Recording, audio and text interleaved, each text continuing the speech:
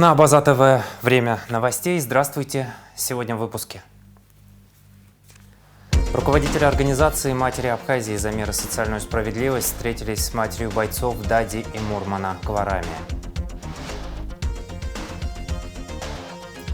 Проект национальной информационно-аналитической системы «Интерфакс» презентовали в парламенте Абхазии.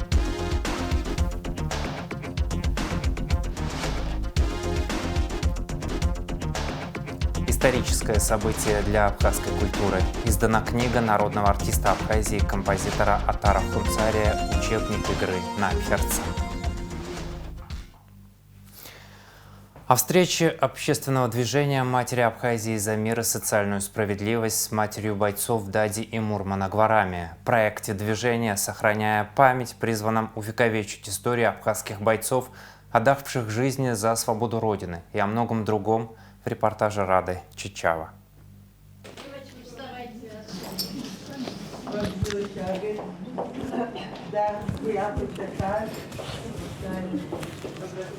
Вот так эмоционально и трогательно началась встреча матери абхазского воина, отдавшего жизнь за свою родину, с общественным движением матерей Абхазии за мир и социальную справедливость. Вот уж 33 года это движение всячески помогает семьям погибших и пропавших без вести, поддерживает женщин, потерявших своих близких, является подспорьем, плечом, на которое можно опереться для многих в нашей стране. Уже 33 года движение матерей занимается сопровождением семей погибших.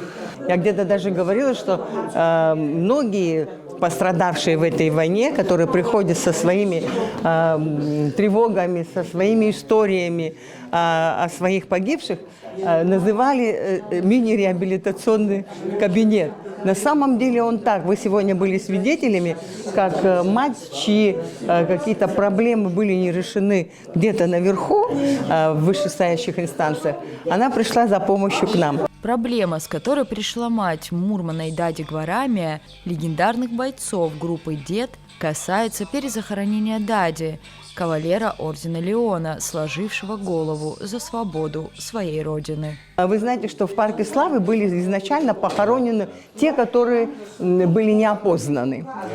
Но так случилось, что почему-то это вот такое, для некоторых, так считали они, что это престижное место, и стали хоронить и своих доблестных сыновей. Вот в данном случае вот эта Дади, известная песня, вы знаете, о Гварами, он кавалер ордена Леона. Его мама, Валентина Тимуровна, пришла к нам с просьбой, потому что где он похоронен, место очень далекое, и оно там оползневой участок. И она просит, чтобы его, если он действительно герой войны, пусть он будет похоронен со своими друзьями в парке Славы. Но вот ее это прошение было оставлено без внимания. Но я больше чем уверена, что нынешнее руководство, во всяком случае, высшее его руководство об этом, наверное, не знает. И вот, хотя, как она говорит, в парламенте вся вот эта, проблема, изложенная вместе с его биографией, с ее просьбой, там лежит. Но почему-то к нам они ответ не получили. Надо дать ответ. Или да, или нет. И вот этим мы будем заниматься. Работа движения матерей Абхазии за мир и социальную справедливость всегда была разносторонней, всеобъемлющей. Годами участницы движения помогали и сопровождали семьи погибших по самому широкому ряду вопросов. А в этом году начал работу проект «Сохраняя память», в рамках которого планируется не только рассказать истории тех бойцов и матерей, о которых мало знают, но и вести активную совместную деятельность с организациями Северного Кавказа. Весь наш накопленный опыт, конечно, мы хотим передать молодому поколению. У нас был проект до этого из поколения в поколение. Сейчас сохранение вот этой памяти. И к нам обратились северокавказские матери, в частности, Союз женщин Дагестана, чьи мужья и дети воюют сейчас вместе с нашими доблестными воинами, отвоевывают вот этот русский мир. в СВО. И вот они перенимают у нас этот опыт, и мы с удовольствием этим делимся. И вот этот общий проект у нас дальше будет продолжаться. Сохраняя память, проект масштабный и в первую очередь социальный. Ведь истории героев кровопролитной Отечественной войны народа Абхазии будут не только сохранены в веках, но и переданы подрастающему поколению. Работа со школами также будет проводиться. Не все мамы вот так публичны. Это те, которые, конечно, к нам больше мы привлекаем, они как-то уже более так раскрепостились в этом. Но есть в селах, в отдаленных районах Абхазии, которые не очень это хотят. Мы хотим, чтобы никто не остался. И вот в этом смысле, конечно, этот проект вот именно нацелен на то, чтобы узнать истории тех, о ком еще не сказано. Это очень важно, потому что никто не должен быть забыт. Вот никто не должен быть забыт, и ничто не должно быть забыто. Проект «Сохраняя память» был поддержан в рамках конкурса «Созидатели Абхазии». Рада Чачава, Инала Гухава, Абаза ТВ. Ветеран Великой Отечественной войны Алексей Александрович Ягупа отметил вековой юбилей. Поздравить именинника приехали сотрудники посольства России, Русского дома и Дома Москвы в Сухуми. Алексею Александровичу вручили подарки и передали почетный поздравительный адрес от президента России Владимира Путина. Под окнами ветерана развернулся настоящий праздник. Оркестр 7-й военной базы исполнил любимые патриотические композиции. «Я этого никогда не забуду», – растроганно признался юбиляр. Жизненный путь Алексея Александровича – пример мужества. Его призвали на службу, когда ему не было и 18. Юноше доверили важную задачу – сопровождать бойцов на фронт.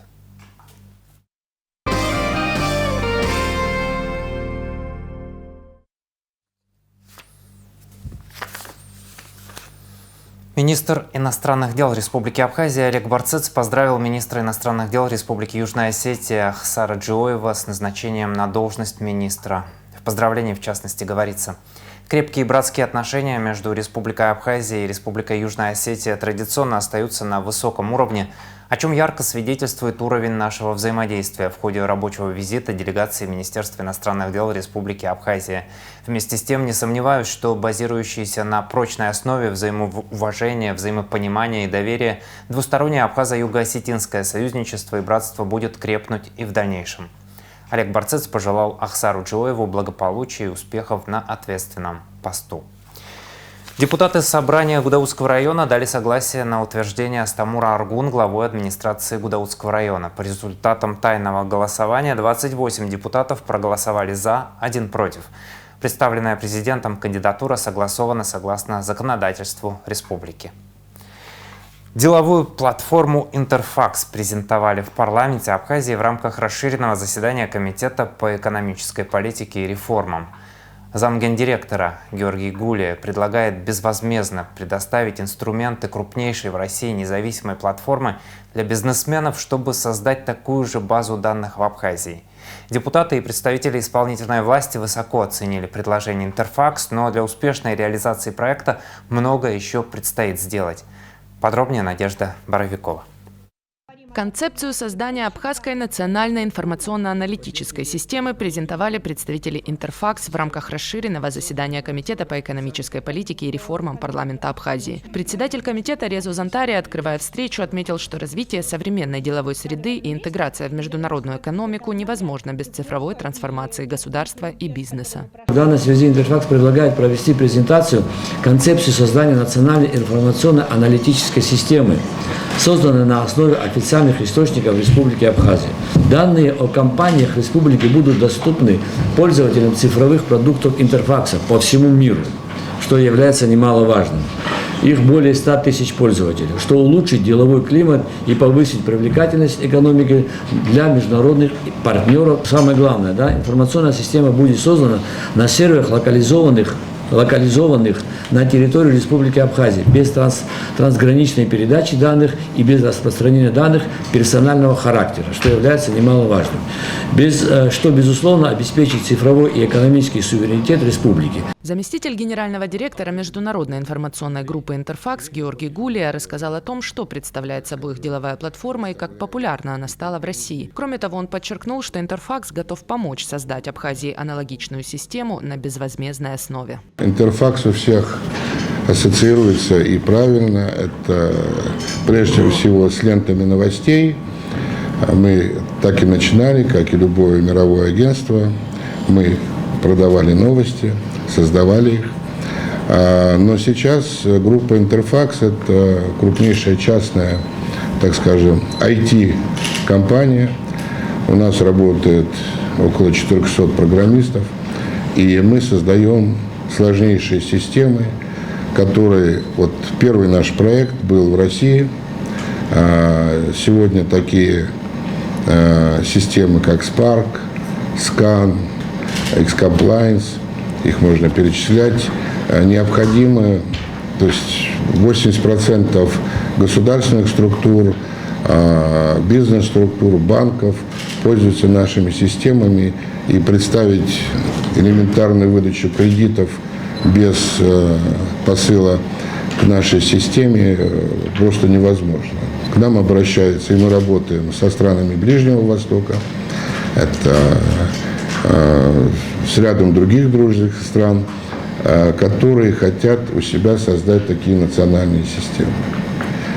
Это удовольствие дорогое, сразу хочу сказать, но хочу и разочаровать вас. Мы не хотим ни от Абхазии, ни от России, мы частная компания, никаких грантов и денег.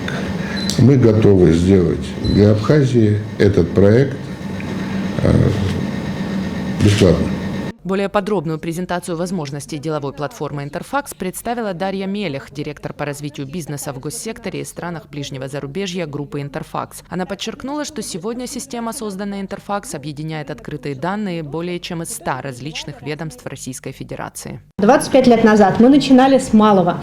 Мы начинали с того, что оцифровали реестр публичных компаний, те, которые созданы с государственным участием и обязаны отчитываться о том, что вообще они делают, чем они занимаются. Это было несколько десятков, потом несколько сотен, но затем ситуация менялась, и в определенный момент эта наша цифровая система стала охватывать вообще весь бизнес, начиная с огромных госкорпораций, заканчивая маленькими индивидуальными предпринимателями, у которых есть цветочный киоск или какой-то небольшой сервис по продаже чего бы то ни было. То есть здесь охват идет полный всего того, что создается в ВВП России. То есть мы видим не просто, что компания есть, что она вот где-то имеет какую-то регистрацию, мы понимаем, кому она принадлежит, с кем еще связаны эти люди, кто ее конечные интересанты, сколько она зарабатывает, с кем еще она взаимодействует на рынке, есть ли у нее какие-то суды, владеет ли она какими-то патентами и так далее, и так далее. Члены правительства, в том числе министр финансов Саид Губас и министр экономики Теймураз Миквабия, поддержали идею создания абхазского аналога деловой платформы. Для того, чтобы полноценно запустить этот интерфейс и сделать его максимально информативным, нам обязательно потребуется много чего поменять в порядке взаимодействия органов между собой, в порядке взаимодействия органов и заявителей. И самое главное, что это все должно найти отражение в законах и подзаконных актах. Но будет ли интерес? Мне кажется, будет. Будет ли смысл? Уверен, что в будущем будет, как только эта информационная база будет максимально наполнена и будет содержать в себе всю информацию, которая может интересовать потенциального партнера, допустим, гражданина Российской Федерации, который хочет заключить договорные отношения с абхазским юридическим лицом. Как только он будет в состоянии всю информацию, которая его интересует, получить, у него, безусловно, уверенность в своем партнере будет выше. Председатель таможенного комитета Отар Хеце, заместитель министра по налогам и сборам Батал Гулия, директор Института экономики и права Фатима Камкия высказались в поддержку предложенной идеи. Председатель Госкомитета по статистике Кама Гогия рассказала о том, какая работа по ведению реестров проводится сотрудниками ее ведомства и какие результаты эта работа дает. Мы тоже ведем базу данных ЭГРПО и ЭГРИП. Но ЭГРПО – это аналогичная ЭГРЮ, минюстовская. Значит, из всех юридических лиц, которые зарегистрированы у нас в базе данных, где-то 75 до 80 приходится на бизнес, не государственную. Так, исходя из этого, вот эти 70-80% из них, процентов 33-40, ну максимум 45, которые отчитываются, сдают балансы и отчетность. Из этих 45, которые сдают отчетность, 33, только 1/3 показывает прибыль. 1/3 это убыточные предприятия, и 1/3 это нулевые балансы. Но вот аналитически, вот то, что вы предлагаете, это было бы очень хорошо даже иметь такой же отдел, скажем, статистики. Мы его не имеем. Проблемы у нас с программным обеспечением, есть такие проблемы. Проректор Абхазского госуниверситета Роман Дбар предложил создать на базе АГУ лабораторию, где готовились бы специалисты для работы в Абхазской информационно-аналитической системе. А преподаватель кафедры математического моделирования АГУ Зураб Аджинджал рассказал, какие изменения в законодательство необходимо внести, чтобы этот проект состоялся. Обязательно надо приложить максимум усилий, что в конечном итоге мы пришли к подобного рода системе, конечно, с учетом абхазских особенностей. А какие они? Они следующие. Это, конечно, слабое правовое поле, которое необходимо создать. Кама Алексеевна говорила, я разработчик электронной системы, электронной отчетности Госкомстата. У нас в законодательстве нет требования о достоверности. И нет даже не прописаны, то есть план счетов 20-летней давности и другие нормы, которые предъявляются к основным экономическим акторам, они приблизительно подобного же рода развития, и они требуют своей модернизации. Потому что нет требований по нормативам, которые оценивают достоверность предоставляемой публичной финансовой отчетности. Нет самого законодательства о публичной отчетности организации. Это законодательство надо создавать. Ну, это делали все, это можно сделать. Есть проблемы с цифровым полем. У нас есть закон об электронной подписи, но нет законодательства об электронном документе. Нет законодательства об информации, о собственниках информации, о порядке обмена этой информацией. Это тоже надо создавать. Но это обязательные элементы, мы все равно должны проходить этот путь. И, может быть, вот этот проект позволит нам пройти и создать эти нормы обязательные для Абхазии, наверное, уже лет 10 как обязательные. Да? Подводя итоги встречи, председатель Комитета по экономической политике Резо Зантария подчеркнул, что деловая платформа может стать крайне полезным инструментом в развитии экономики Абхазии. Он подтвердил готовность парламента работать над законодательством, а также выразил надежду, что работа по реализации данной идеи начнется и в правительстве республики. Надежда Боровикова, Сасрыкуа Гуха, Абаза ТВ. На таможенном посту ПСОУ пресечена попытка незаконного ввоза табачной продукции. 25 февраля в зоне таможенного контроля на пешеходной линии по направлению импорт сотрудники ГТК досмотрели ручную кладь гражданки республики Джансузян, проживающей в селе Пшап. Она не заявила ни в письменной, ни в устной форме о товаре, находившемся у нее. В ручной кладе гражданки была обнаружена табачная продукция, сигареты фирмы Marlboro Gold с маркировкой Duty Free в количестве 148 пачек. Материалы дела переданы в отдел дознания и таможенных расследований ГТК. Туристско-информационные центры создадут в Абхазии. На первом этапе их будет 3, рассказал глава Минтуризма Астамур Логуа. Пилотной площадкой станет Сухумский вокзал, другие центры откроют в аэропорту и на КПП ПСОУ. Логуа уточнил, что ведомство переняло опыт российских регионов, в которых такие центры работают и пользуются спросом. Проект реализуют к лету. Путешественники с момента въезда в страну смогут узнавать официальную информацию о достопримечательностях, маршрутах, часах работы объектов.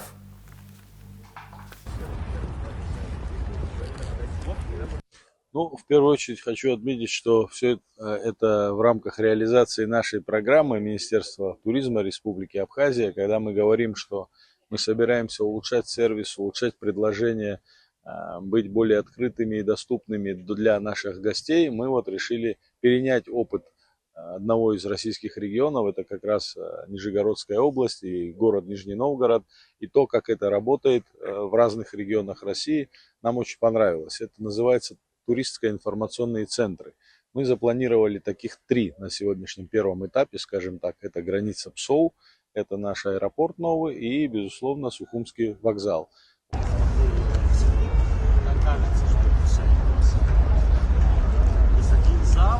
вот сейчас с руководством железной дороги выбирали место под такой туристско-информационный центр. Предполагаем, что это будет вот здесь, возле прям центрального входа, так как на первый путь и второй прибывают все наши сегодняшние поезда, которые приходят в Абхазию, и новый электропоезд. И мне кажется, что это будет интересно для наших гостей, когда официальная информация будет сосредоточена вся абсолютно про Абхазию, про туристический потенциал, про то, что посмотреть, как посмотреть, куда съездить, по какому расписанию, где, что, когда работает. Все это будет вот расположена, и вся эта информация будет доступна вот в таком туристско-информационном центре, где будут представлены, конечно, работники, будет находиться сотрудник, прикомандированный, скажем так, от Министерства туризма. И думаю, что это будет еще одним шагом по улучшению, скажем так, сервиса обслуживания для наших гостей. Поэтому вот этот проект мы собираемся реализовать этим летом. Не могу сказать конкретно, это будет в следующем месяце или в мае, но я думаю, что в июне месяце такого рода центр точно здесь появится. Суть креативной экономики – создание и помощь в реализации проектов, которые потом начинают окупаться самостоятельно, рассказала в эфире «Спутник» руководитель проектов Центра развития креативной экономики Агентства стратегических инициатив Шорена Лакирбая.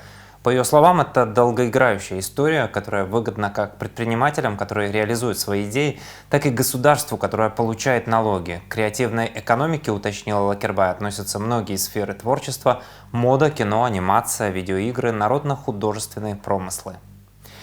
Исторический терминал международного аэропорта Сухум имени Владислава Ардзинба откроют к началу летнего сезона. Об этом сообщил гендиректор аэропорта Руслан Блиндюк. Он отметил, что терминалы прилета и вылета готовы в полном объеме. Их пропускная способность составляет около 320 человек в час. Когда заработает исторический терминал, это число возрастет до 400.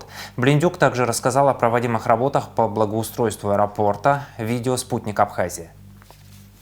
Международный аэропорт Сухум на текущий момент заканчивает благоустройство на территории аэропорта. К ближайшему сезону мы планируем выполнить работы по благоустройству, по созданию комфортной среды для пассажиров, сформировать новые места для отдыха и время проведения пассажиров с детьми. Также мы пытаемся сделать наш аэропорт максимально семейно-центричным. Планируем увеличить количество детских площадок на территории нашего аэропорта, соответственно, увеличить парковочные места, чтобы пассажирам было более комфортно приезжать в аэропорт и, соответственно, осуществлять досмотровые операции вплоть до посадки в воздушное судно. На текущий момент терминалы прилета и вылета готовы в полном объеме. Заканчиваются работы по реконструкции исторического терминала, который планируется к открытию в июне месяце. На текущий момент пропускная способность терминала составляет порядка 320 человек в час.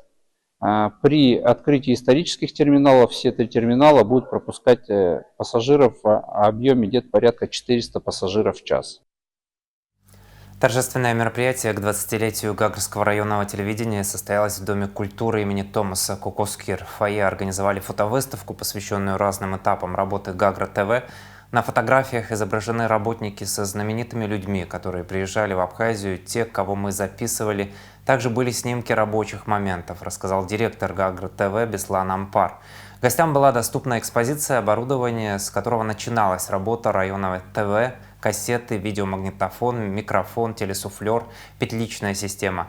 В зале Дома культуры состоялся показ видеоролика, посвященного обзору работы Гагра ТВ за все время его существования. В Абхазском институте гуманитарных исследований имени Гулия завершилась итоговая научная сессия, посвященная столетию со дня рождения ученого-абхазоведа, археолога, историка Михаила Гунба. Конференция проходила с 24 по 27 февраля, объединяла исследователей в области археологии, истории, политологии, этнологии, фольклора и филологии. Наш репортаж из Абиги о втором и третьем дне научного форума смотрите после выпуска новостей. Сборник сказок и рассказов на абхазском языке для детей дошкольного возраста будет издан в Абхазии, сказала в интервью «Спутник» главный специалист дошкольного образования Министерства просвещения Аида Миная. Учебное пособие состоит из адаптированных текстов, которые предназначены для всех возрастов детсадовцев. Кроме того, в скором времени появится сборник абхазских мультфильмов проинформировала Минаия. В сборник входят все переведенные на абхазский язык и созданные в Абхазии мультфильмы. Весь материал будет собран на электронных носителях, он будет доступен каждому воспитателю. Также готов к изданию набор сюжетных карточек на тему традиций, нравов, психологии абхазов и природы Абхазии. Готовится к изданию и карта Абхазии для дошкольников, рассказала специалист. Кроме того, Институт педагогики разработал пособие по элементарным математическим представлениям с рабочими тетрадями. Они направлены на развитие памяти, мышления и мелкой моторики. Новости культуры. Состоялось первое в 2026 году заседание правления Союза писателей Абхазии. Председатель Союза Вахтанг Абхазов выступил с отчетом о проделанной за прошлый год работе, а также представил план мероприятий на 2026. В наступившем году Союз писателей отметит 140-летие основоположника национальной драматургии, писателя, общественного и государственного деятеля Самсона Чанба, 125-летие классика абхазской литературы, известного новеллиста, драматурга Михаила Лакербай и юбилейные даты других видных писателей. Союз объявил о проведении конкурсов. Первый в жанре драматургии посвящен 140-летию Самсона Чанба. Второй под названием «Апсытоп-Сара Скыта» будет проведен в связи с объявлением 2026 года годом села. Победители конкурса будут определены в двух номинациях «Рассказ» и «Эссе».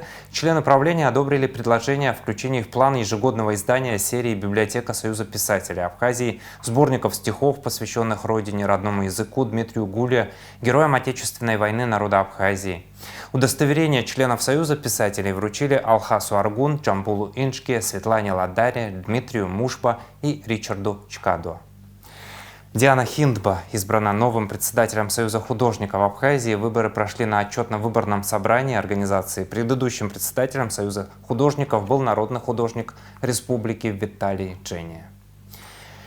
В Республиканском центре народного творчества имени Корто прошла презентация книги народного артиста Абхазии, композитора Атара Хунцария «Учебник игры на абхерца». Первый учебник игры на народном инструменте выпущен Министерством культуры республики. Мероприятие посетили замминистра культуры Динара Смыр, друзья, коллеги и ученики Атара Хунцария. Выступили с исполнением музыки композитора ансамбль «Гунда» и учрежденный им детский оркестр народных инструментов. На мероприятии побывала и наша съемочная группа. Тему продолжит Заур Кварча. Учебник игры на абхерца – первое в республике систематизированное издание, посвященное одному из древнейших абхазских музыкальных инструментов. Это итог многолетней работы народного артиста Абхазии, композитора Атара Хунцария.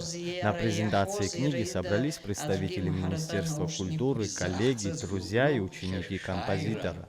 Заместитель министра культуры республики Динара Смыр отметила его неоценимый вклад в сохранение и развитие абхазских народных инструментов и поблагодарила всех, кто участвовал в подготовке книги к печати.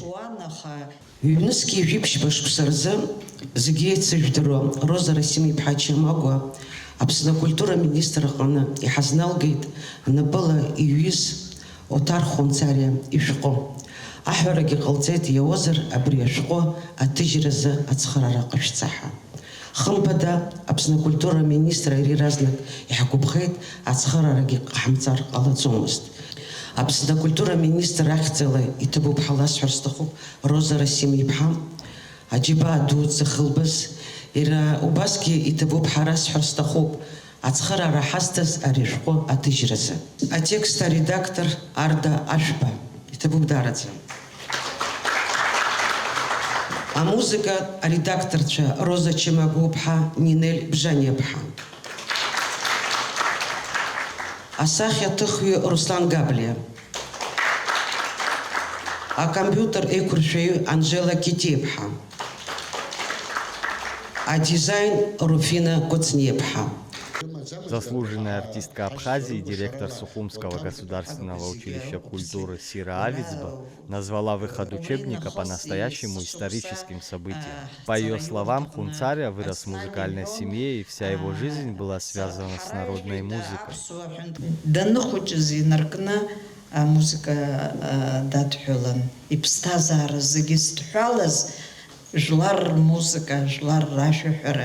Жлар музыка, которая хага корцургара, абризге, уи аншайлицит, уи готала иман уи акәын дызхәыцыз, уаҳа ихадҩины уаҵәы данаауагьы џьара бӷьыцк ианҵаны ашәак ҩны даҳзаауан. Роза илҳәозар ҟалап, иара иԥсҭазаара аҿахҵәара мышқәак шагыз абри ашәҟәы икьыԥхьны, напыла акьыԥхьра иҳаманы ҳлеит. Ҳанлеи иааигәыдикылан азныказы иаарџьыжьны иҳаиҭеит, иҳәеит, ари икьыԥхьтәуп иҳәеит. Музыкальным редактором учебника выступила народная артистка Абхазии, художественный руководитель ансамбля «Гунда» Роза Чамагуа. Она рассказала, что композитор с детства был погружен в музыку, оставался человеком скромным и глубоко переживал за судьбу национальной культуры. Яра убыс дыҟан, сара абри ҟасҵан, сара абас ҟасҵан ҳаиҿхарзалан дыҟаӡамызт. Искьынагьы аамсҭашәала ихымҩаԥигон.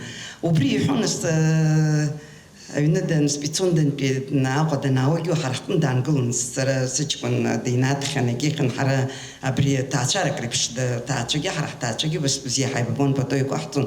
Изхысҳәаау, убра данааилак аҩны Роза сшәот, абри ҳаԥсуа жәлар музикатә рҳәагақәа ыӡыр сшәот, ҳмузикақәа ыӡыр сшәот, абри афольклор дашьҭан. Уаха ҵхагәанынӡа абри аамҭа ҳгон, убри акәын ҳазлацәажәоз. Иаргьы игәы ԥҵәомызт, саргьы сгәы ԥҵәомызт. Текст редактировал директор Абхазского института гуманитарных исследований, кандидат филологических наук Арда Ашуба. Он отметил педагогический талант автора, сумевшего сделать учебник понятным даже для начинающих. По его словам, Хунцария защищал свой народ не только с оружием в руках в годы войны, но и через сохранение национальной культуры.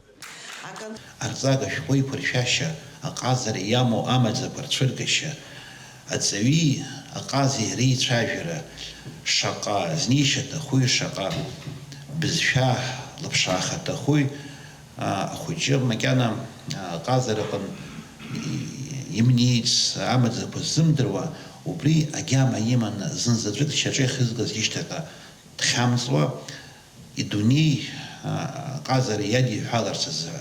Убраҟа иааԥшуеит Оҭар Хунцариа доуҳала ибеиоу, ажәлар ӡырызго, ажәлар доуҳак амыжькәа ԥхьаҟа изго, иара иаҭаххозаргьы абџьар кны аԥсадгьыл шихьчоз еиԥш акультура ҿыц ахьчара аҭаххозаргьы ишихьчоз.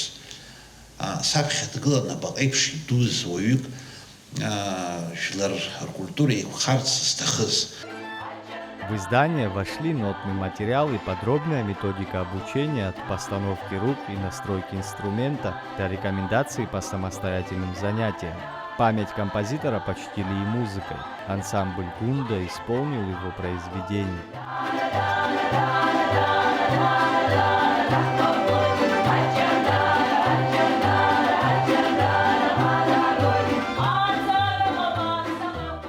Оҭар Хунцария родился в 1956 году в селе Лдзаа Гагарского района. Окончил Сухумское культпросветучилище и Московский государственный институт культуры. После учебы работал в государственном ансамбле танца «Шаратын», руководил оркестром народных инструментов, возглавлял Гагарскую детскую музыкальную школу. В годы Отечественной войны народа Абхазии служил в рядах вооруженных сил республики. Именно тогда были созданы его гимн молодежи, «Ахахая Марджако» и другие знаковые произведения.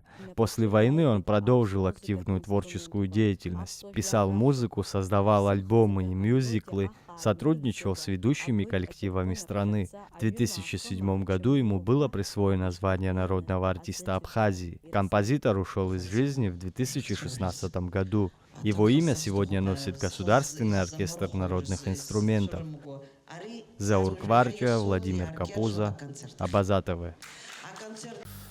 На сцене Русского театра драмы имени Искандера премьера инклюзивного спектакля «Супергерои». Проект реализован фондом Ашана совместно с Русдрамом при финансовой поддержке движения «Абхазия будущего».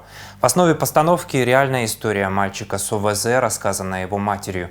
В спектакле задействовано более 40 детей. Дети с особенностями развития здесь полноправные артисты. Они читают стихи, играют на музыкальных инструментах и исполняют песни на языке жестов. Слово Аристиду Каракасиди. Накануне в Русском театре драмы имени Фазилия Искандера прошла премьера инклюзивного спектакля «Супергерои». Он стал завершением проекта «Искусство без границ». Эта история, она не просто выдумана, она взята из реальной жизни. Эта история произошла в семье наших друзей. Мы их не озвучиваем, но все их знают. И таких историй очень много. Режиссер спектакля Джамбул Жордания рассказал, как выстраивалось взаимодействие с детьми. Дети уже знают, что такое руководитель, и внимательно слушали. И тем более их руководители этих коллективов мне помогали. Так что было достаточно комфортно. Я не сказал бы, что были какие-то проблемы. Не то, что не сказал бы, их вообще не было. Еще шаг вперед. Еще один поклон. И все делаем аплодисменты. И потихонечку, назад. И уходим. Запомнили? Давайте все еще раз вместе с песней прорепетируем. Подготовка к спектаклю включала не только репетиции, но и серьезное обучение. Педагоги Академии Хурма занимаются с ребятами вокалом и сценическим мастерством. Это позволяет детям лучше адаптироваться к окружающей среде. И сегодня они на этой сцене солисты. И я считаю, что это, знаете, такая маленькая, но большая победа, во-первых, наших преподавателей, которые с огромной радостью и с большим рвением помогают детям с ментальной инвалидностью здесь, в Республике Абхазия, так и для родителей, которым мы даем в какой-то мере надежду на то, что в прекрасной стране, в любимом городе, в родном селе у детей будет свое место в этой жизни. История о безусловной материнской любви и поиске своего места в мире стала очень близкой для родителей. У меня девочка, она раньше как-то стеснялась на сцене все, да и вообще очень стеснительно. А здесь ей очень прямо нравится выступать. Заради Арифа. Пожалуйста. Мне просто до глубины души. Я сижу, и мне хочется плакать, потому что я понимаю эту маму, ее переживания, понимаю этого ребенка. Иногда общество не готово к тому, что есть такие дети. Хочется, чтобы общество понимало и родителей, и детей. Если на сцене дети уверенно справляются с ролями, то за кулисами многие по-прежнему остаются очень застенчивыми. Мелек Исламова предпочла доверить общение с журналистами своей сестре, Эмилии. Она очень любит играть на флейте. Она хорошо играет как под горкой, под горой и веселилка.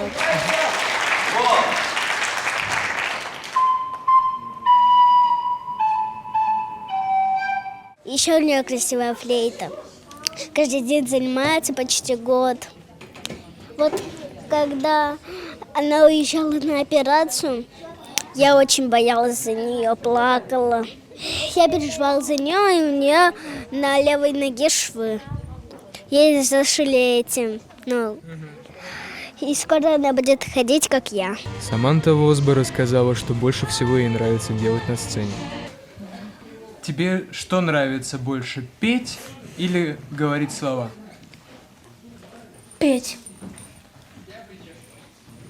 А какие песни ты поешь? Дорога.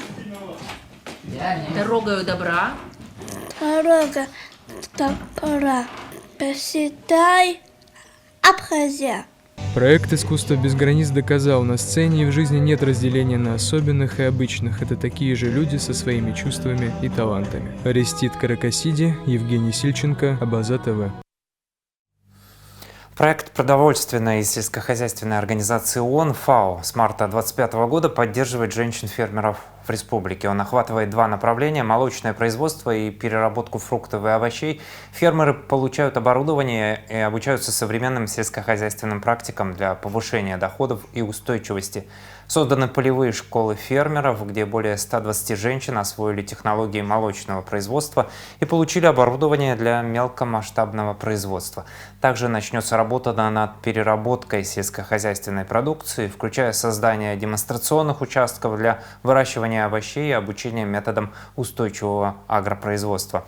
Проект фокусируется на коллективном обучении, чтобы охватить больше участниц и обеспечить применение новых знаний на практике. Сейчас о погоде.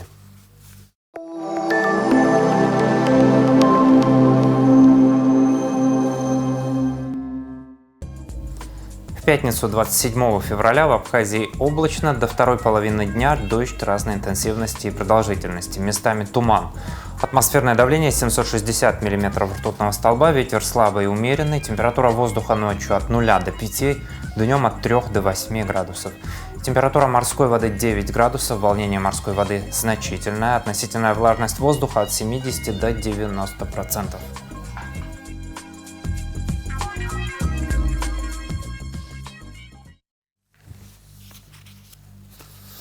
На этом пока все. За развитием событий следите вместе с нами. До новых встреч на Абаза ТВ.